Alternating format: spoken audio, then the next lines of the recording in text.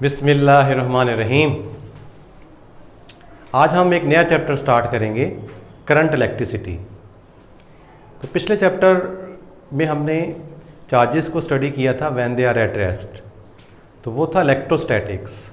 तो इस चैप्टर में हम चार्जेस ही को स्टडी करेंगे but when they are in motion. तो charges at rest,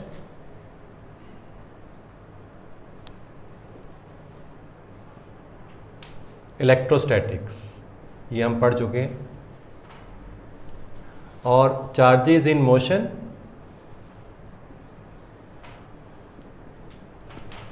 current electricity. यानी इस चैप्टर में हम चार्जेस को स्टडी करेंगे when they are in motion. तो सबसे पहले हम देखेंगे, करंट को डिफाइन करेंगे, एक्सप्लेन करेंगे करंट की डायरेक्शन। हम देखेंगे कि करंट स्केलर है या वेक्टर है।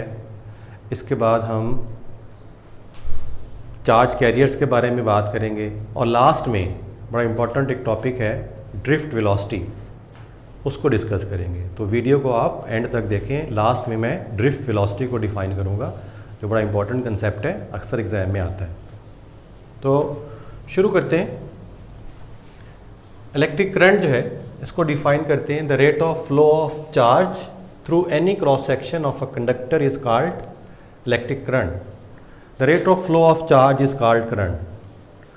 और सपोज करें कि अगर डेल क्यू चार्ज फ्लो होता है किसी भी कंडक्टर से डेल टी टाइम में, तो करंट जो है ये बराबर होगा del q by del t. तो इसके जो यूनिट है, ऐसा यूनिट, वो है एम्पेयर। तो 1 एम्पेयर करंट कब होगा? करंट होगा 1 एम्पेयर अगर चार्ज जो है ये 1 कूलम हो और टाइम 1 सेकेंड हो। The electric current is 1 ampere if 1 coulomb charge passes through a conductor in 1 second, then the current is equal to 1 ampere.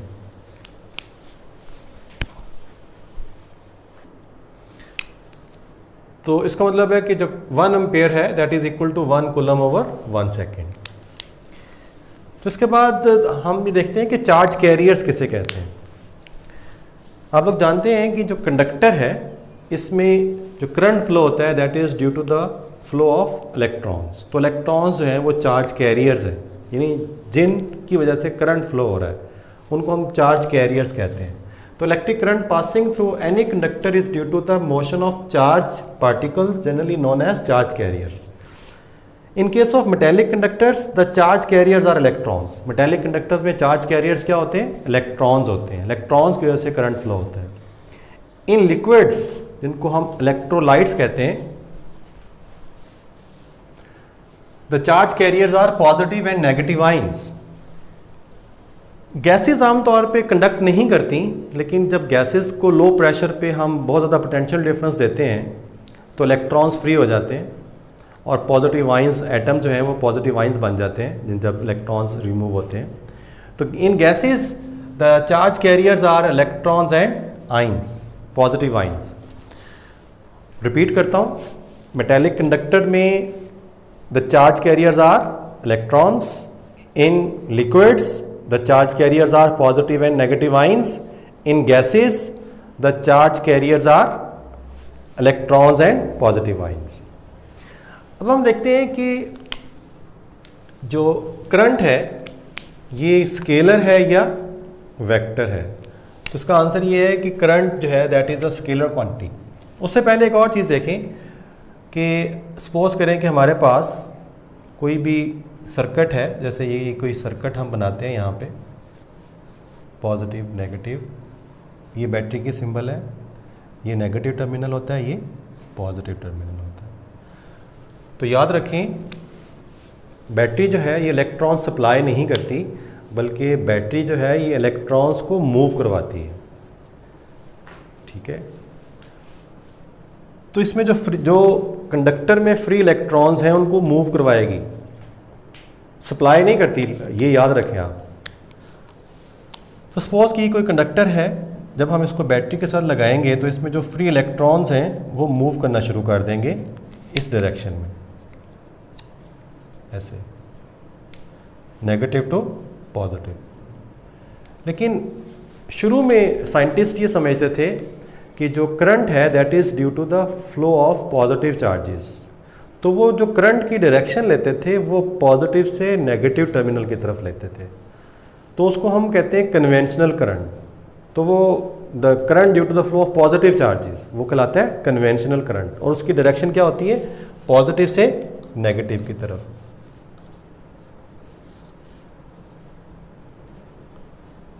From positive to negative terminal of battery. लेकिन बाद में पता चला कि जो कंडक्टर्स में जो चार्ज कैरियर्स हैं वो इलेक्ट्रॉन्स हैं, यानी करंट जो फ्लो होता है that is due to flow of electrons, और उसमें करंट की डायरेक्शन नेगेटिव टू पॉजिटिव है। लेकिन कन्वेंशन चली आ रही थी, इसलिए अब भी हम कंडक्टर के केस में भी जो करंट की डायरेक्शन है वो पॉजिटिव से नेगेटिव ही लेते हैं, दैट इज़ द कन्वेंशन। तो याद रखें, जब भी हम करंट की डायरेक्शन शो करेंगे तो करंट की डायरेक्शन हमेशा पॉजिटिव से नेगेटिव की तरफ शो करेंगे जब हम करंट लिखेंगे।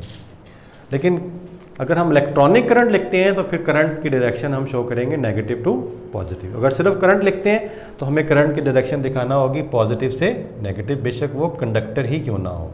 लेकिन आपको पता होना चाहिए कि एक्चुअली करंट इस डायरेक्शन में फ़्लो नहीं हो रहा। इसकी रीज़न ये है कि कोई फ़र्क नहीं पड़ता कि करंट की डायरेक्शन जो है, अगर हम ये भी ले लें तो जैसे एक्सपोज यहाँ पे एक बल्ब लगाया है आपने, तो इसमें करंट किसी भी डायरेक्शन में फ़्लो करे तो बल्ब जो है वो ग्लो करेगा, उससे उसकी क्लॉकवाइज करे या एंटी क्लॉकवाइज करे उससे कोई फ़र्क नहीं पड़ता। तो इसलिए हमने डायरेक्शन को चेंज नहीं किया। अब क्वेश्चन अराइज होते हैं कि जो करंट है ये वेक्टर है या स्केलर क्वांटिटी है। तो आंसर ये है कि जो करंट है that is a scalar quantity because it does not follow vector law of addition. तो करंट जो है, current is a scalar quantity. क्यों स्केलर है? Because it does not follow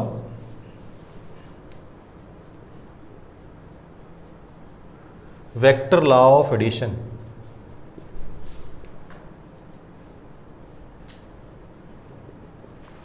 इसको ज़रा समझें कि सपोज कि यहाँ से करंट आ रहा है 5 एम्पेयर और इधर से करंट आ रहा है 3 एम्पेयर, कोई भी एंगल इनके दरमियान है, तो ये दोनों करंट मिल के बन जाएंगे 8 एम्पेयर। अगर ये वेक्टर होता तो कभी भी ये 8 एम्पेयर ना आता, क्योंकि आपको पता है कि वेक्टर्स को जब हम ऐड करते हैं तो उसके लिए स्पेशल रूल्स हैं, वो हमने रूल्स यहाँ पे अप्लाई नहीं किए। हमने सिंपली क्या किया, 5 और 3 को ऐड कर दिया 8 एम्पेयर, यानी जैसे स्केलर्स को ऐड करते हैं 5 kg प्लस 3 kg 8 kg, यहाँ इसी तरह हमने इसको ऐड किया 5 ampere plus 3 ampere irrespective of the direction. कोई भी डायरेक्शन है तो दोनों को हम सम करके 8 एम्पेयर लिख लेते हैं। इसी तरह सपोज करें कि करंट इधर से आ रहा है 3 एम्पेयर और इधर से आ रहा है 9 एम्पेयर, तो ये हो जाएगा 12 एम्पेयर, हालांकि डायरेक्शन ऑपोजिट है। अगर वेक्टर रूल्स लगाएं तो ये करंट बनता है 6 एम्पेयर, लेकिन यहाँ पे ये हो जाएगा 12 एम्पेयर। तो जो करंट है that is not a vector quantity, क्योंकि जो करंट है that adds up like scalar quantity. Current को हम ऐड करते हैं जैसे हम स्केलर क्वांटिटीज़ को ऐड करते हैं, तो इसलिए हम करंट को जो है ये स्केलर क्वांटिटी लेते हैं। अब हम देखते हैं कि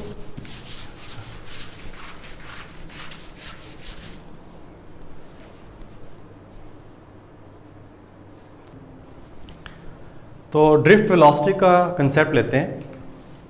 सपोज आपके पास एक कंडक्टर है, you people know that there are many free electrons, उसमें से कुछ मैंने यहाँ पे फ्री इलेक्ट्रॉन्स दिखाए हैं ग्रीन कलर से। तो क्या करंट फ्लो हो रहा है? तो आंसर है नो। हालांकि जो इलेक्ट्रॉन्स हैं ये फ्री हैं और ये मूव कर रहे हैं, थर्मल मोशन कहलाते हैं इनको। उनकी जो वेलोसिटी है इस वक्त, जो इलेक्ट्रॉन्स की वेलोसिटी है that is 10 power 5 meter per second. Even then the net current is zero because the electrons are in random motion. जितने इलेक्ट्रॉन्स राइटवर्ड मूव कर रहे हैं उतने ही इलेक्ट्रॉन्स लेफ्टवर्ड मूव कर रहे हैं, जितने इलेक्ट्रॉन्स अपवर्ड मूव कर रहे हैं उतने इलेक्ट्रॉन्स डाउनवर्ड मूव कर रहे हैं। इवन एक सिंगल इलेक्ट्रॉन की भी अगर हम बात करें तो वो सिंगल इलेक्ट्रॉन भी जो है वो रैंडम मोशन की वजह से इधर जाता है, इधर जाता है, इधर जाता है, तो वो जो नेट एवरेज वेलोसिटी है उसकी वो ज़ीरो हो जाती है। तो इसलिए हम कहते हैं कि करंट फ्लो नहीं हो रहा। लेकिन अगर इसी को हम एक बैटरी के साथ लगा दें, सपोज़ हमने इसको नेगेटिव टर्मिनल के साथ लगाया, इसको पॉजिटिव के साथ लगा दिया, तो एक इलेक्ट्रिक फील्ड जो है ये इस डायरेक्शन में सेट हो गए। अब ये सारे जो इलेक्ट्रॉन्स हैं ये मूव करेंगे opposite to the electric field, इस डायरेक्शन में मूव करेंगे, और इनकी जो मोशन की वेलोसिटी है due to in the presence of the electric field, the velocity due to the presence of electric field बहुत ही कम हो जाएगी। वो कम हो जाएगी 10⁻³ मीटर पर सेकेंड, और इस वेलोसिटी को हम ड्रिफ्ट वेलोसिटी कहते हैं। इसको हम बाद में मैं आपको लिख के भी बता दूंगा कि in small uniform velocity that an electron gains in the presence of electric field of battery is called drift velocity.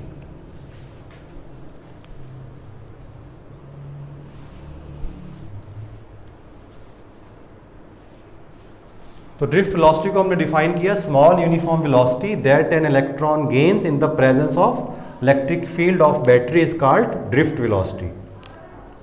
The drift velocity is of the order of 10⁻³ meter per second, whereas the velocity of free electrons at room temperature due to their thermal motion is 10⁵ meter per second. तो जो